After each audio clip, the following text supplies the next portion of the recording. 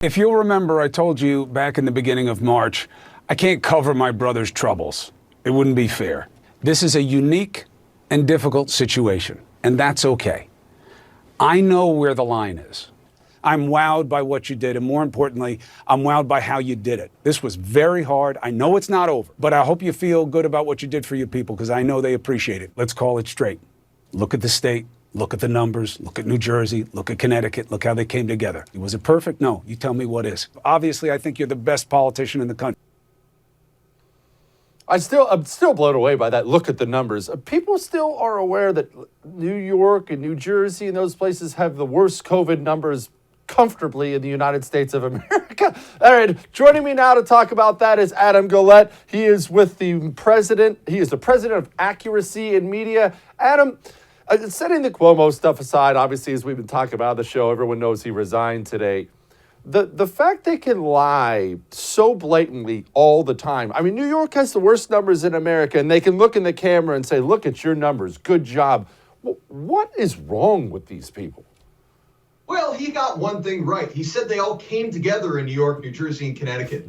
They came together at funerals, because the death toll was unbelievable. It was incredibly tragic. And the actions of Governor Cuomo, the actions of the governors in New Jersey and Michigan were directly responsible for this happening. And rather than holding them accountable, rather than speaking truth to power, the media built Andrew Cuomo up because they wanted a foil to Donald Trump. And look where it got him. Why does the media continually move harder and harder left? I can understand if the basic nature of journalism is kind of left-wing. All right, that's fine. But they're going all in, further that way. What is this? Is this the education system, Adam? What's going on? What am I seeing?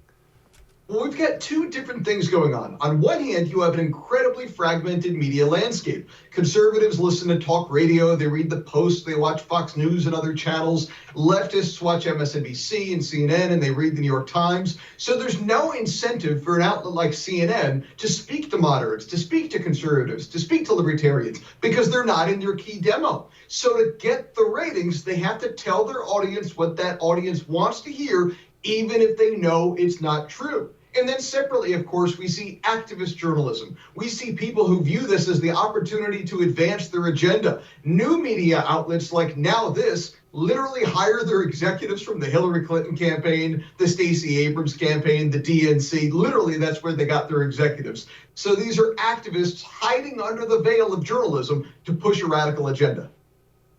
Okay. Is there a way to stop it? I look at this story from CNN. I know it was a small thing. People don't care that much about it, and I don't blame them. But CNN runs a story raising money for some young mother with 3 kids, raises the girl like $230,000. It turns out she's the freaking babysitter. She's not the mom at all. You can't believe anything you see anymore. So is there a way to fix this? Is this a problem that can be fixed? Because we need somewhere to get honest information. CNN has been lying about stories for decades. I remember when they had that miniseries they did, I think it was Operation Tailwind, supposedly about how the U.S. military used nerve gas during Vietnam. Turned out the entire story was untrue. So it's no surprise that when they find a narrative they want to believe, that the eviction moratorium is saving this mother from being kicked out on the street and her children from being kicked out on the street, it's no surprise that they don't check the facts. I don't trust sports scores on CNN, for that matter. I mean, I don't trust anything those guys put out there, because they'll tell stories they know to be untrue simply because it plays to their audience. I don't think there's a way to fix it, because they're going to go after the ratings no matter what. And on one hand, I guess I can't fault them for that. But on the other hand, then don't pretend to be journalists. But really, CNN, MSNBC, because they preach to the choir, because they speak to an older demo, they worry me far less than newer sites like BuzzFeed and Now This that built their followings with clickbait and puppy videos, and they speak to young, impressionable audiences of all ideologies. Those sites worry me much more. Why? Why do they worry you so much more? Well, they're talking to young people. And because they built their following with non-political content, using clickbait and listicles and silly puppy videos, as I said, they were able to build up followings of millions and millions of people particularly easily influence young people. They signed up for puppy videos. Now they're getting left-wing propaganda from a place they didn't expect it. That's far more dangerous than CNN and MSNBC simply preaching to the choir. People get worried and they wonder why their grandkid or their child becomes a leftist in college. And sometimes it's because of their crazy radical leftist professor, as if there's any other type. But more commonly, what are your kids doing during class? They're not paying attention to the professor, they're playing on their phone.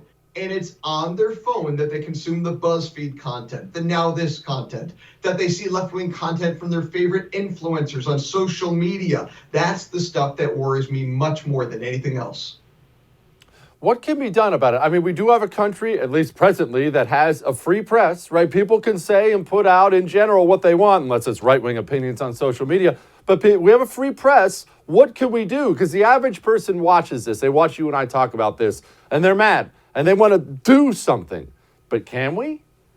Yeah, absolutely. You know, we talk about it every week at Accuracy in Media. We put frowns on the faces of bad people. When Now This lies to their audience, when BuzzFeed lies to their audience, we set up action alerts on our website, aim.org, where people can send messages directly to the reporters and the editors and the folks responsible for these smears at CNN and at MSNBC and at Now This and at BuzzFeed. And these are bullies. These are folks who throw punches all day long on their websites and on their news channels, and they never have to take a metaphorical political punch. Well, we dole them out at Accuracy in Media. We come up with ways in which you can take action against them. We also run ads on Facebook directly targeting the audience of Now This and BuzzFeed and explaining to them that they're being lied to because they don't necessarily know it. So we speak to those audiences, we inform them about the lies that are being shared with them, and a lot of times we get BuzzFeed and Now This to correct their stories.